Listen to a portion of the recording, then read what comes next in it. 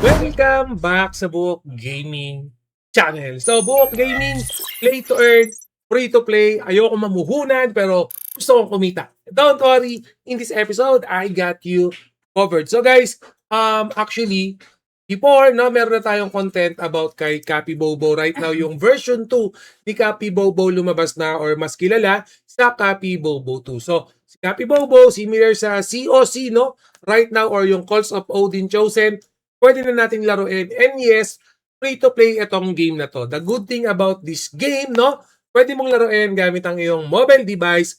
Kahit sa PC, pwede. Para malaro nyo to, kailangan nyo ng Telegram application. Kasi yung mismong game, guys, Undertone Network. So, Buhok Gaming, naka free to play mode ako.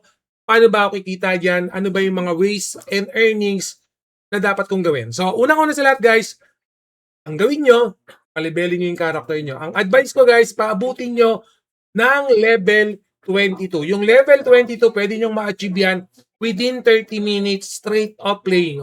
30 minutes lang, kayang-kaya nyo mapa-level 22 yung character nyo. Bakit? Kasi pag pina-level 22 nyo yan, yung mga features niya doon pa lang lumalabas. Especially itong AFK mode niya, itong auto-attack niya. Importante yan. Tulad yan, nagsasalita ako ngayon, kusang nagpa-farm yung character natin. And syempre, habang tumataas yung level ng character natin, pwede tayong mag-hunt ng mga pet natin. Kasi itong Cappy Bobo 2, okay, yung cryptocurrency na ipa-farm natin, yes, kailangan na natin siyang idaan sa mining. So, paano yung mining dyan, Buhok Gaming? So, unang-una sa lahat, stop lang natin tong auto ko, ha? Yan. Pag na-stop nyo na, guys, makikita nyo ito. For example, itong Goblin, no? Click nyo lang yan. Actually, pag nilaro nyo yan, may tutorial yan, no? So, parang may Pokeballs tayo dyan. I-click natin. Kailangan mahuli natin yan. By the way, no, meron nga palang nakalagay dito sa lower left yung chance, yung Goblin 50%. No? So, okay natin.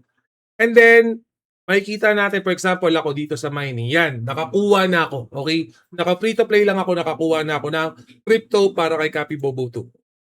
Mas maraming miners, mas mataas na level na miners, mas okay. No? So, for example, may dalawa na akong level 1, pwede ko na silang combine para maging level 2. So, ganun yung gagawin ko. Magko-combine lang ako hanggang sa ma-maximum ko to. At edi syempre, papataasin ko yung mga level nila. At the same time, guys, para makapag-mine ka dito, kailangan natin ng gem, no? Na which is, yung gem na yan, makukuha natin yan naturally by just simply playing Cappy Bobo 2. Napaka-basic lang, napakadali lang, no? So, auto lang ulit natin yan. Yan. So, pag naka-auto na, again guys, kusa siyang atake. And then, syempre, kung gusto mong manghuli, ito nga pala yung sinasabi ko kanina, yung 50%, yan, click lang natin. So, ibig sabihin, 50-50 chance na pwede nating mahuli. Yan, na-capture failed natin. No? So, again, kung meron ka pang Pokeball, kung meron ka pang panghuli, gamitin nyo lang ng gamitin. Huwag nyo nang stock yan. No? So, for example, ako, meron pa akong 13 yan. Ubusin ko yan kahit na mag-fail dyan. Kasi, pag nag-daily quest naman ako, madadagdagan naman niya. Kumbaga, kusa, naturally, everyday, magbibigay naman sila ng mga bola na yan. So, gamitin nyo lang kasi ang importante, magamit nyo para mag-mining. Kasi, yung mining, kahit naka-AFK ako, pwede kong balikan yan. Kahit kinabukasan na within 24 hours, pwede ko nang balikan yan. And make sure na gawin nyo tong mga daily tasks. Kasi na-mention ko kanina, no, yung pag-mimina, yung mga free item, makukuha nyo yan sa mga daily tasks or mga daily activities dito kay Cappy Bobo 2. To cut it short, Buhok Gaming, ano ba yung gagawin natin kay Cappy Bobo? Ano yung magandang diskarte? So, nabanggit ko kanina, yung mismong earning potential niya, naka-free to play kayo. Palibelin yung character, no? At least level 20, level 22 para makuha nyo na yung mount nyo. Level 22, lalabas na yung mount. Palibelin nyo yung character nyo. Laruin nyo lang, naturally, laruin nyo lang, no? AFK, setup nyo lang ng konti, around 5 to 10 minutes, okay na yan, no? Basta nasa level 22 up na kayo. Pwede nyo rin naman adikin, depende sa oras nyo.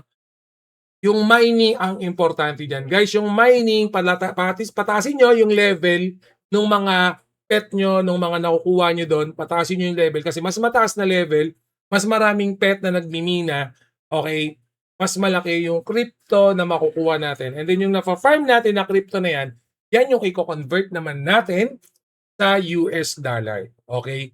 So ako mismo, nilalaro ko to ng walang puhunan, Cappy Bobo version 1. TOC, Calls of Odin, sa community natin, makikita nyo ang dami ng pumaldo sa mga game na to. Copy Bobo 2, bago pa lang to. Alright, so double, triple check nyo tong play to earn na to. Baka ito yung gusto nyo or baka hindi rin naman. No? So, in the end of the day, kayo yung magdi-decide kung papasok kayo. Alright, so anyway, always remember, Book Gaming loves you all. See you again in my next video. Salamat.